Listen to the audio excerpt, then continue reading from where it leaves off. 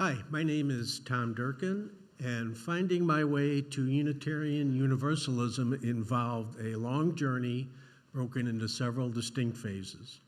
The first part of the journey was a Roman Catholic childhood defined by rules and guilt.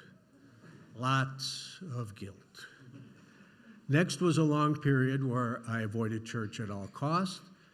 And this was followed by mainline Protestantism, which was more satisfying than my childhood experience. But ultimately, I found myself just going through the motions.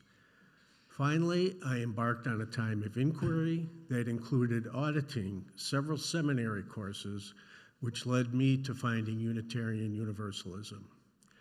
Now, that was just a summary. If you would like to know the full story of this journey, you can visit the UUSG Sermon Archive for August of 2022 and view my sermon titled, Am I a UU Because of Jesus? Spoiler alert, the answer is a resounding yes.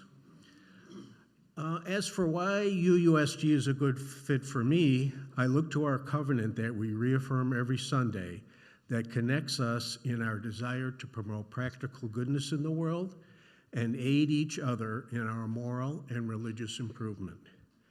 We promote practical goodness in so many ways, supporting food banks and homeless shelters, building houses with Habitat for Humanity, helping others through beyond our walls and within our walls, green sanctuary activities, and other ways that are too numerous to mention, so forgive me for not naming all the ways that we support justice in the world.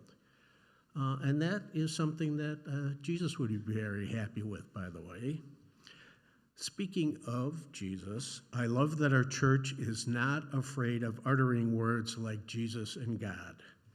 But I also love that we don't claim to have any universal truths. We live with the questions. UU minister Tony Larson wrote new lyrics to the tune of the old hymn, This Is My Story, that expresses this quite well. The first line is, all questions answered, right here they said. My church said all answers questioned instead. We do this by honoring the wisdom of all religious traditions, tempered by the insights of modern science. This isn't just in worship, but through religious education at all levels, and being in dialogue with other religious communities. Meditation with Blue Lotus Temple and Pub Theology are two examples off the top of my head. I'm happy to be here, and the best way I can think of to express this is to paraphrase something that Reverend Scott often says at the end of our Sunday service. I feel that I have become different from being part of UUSG.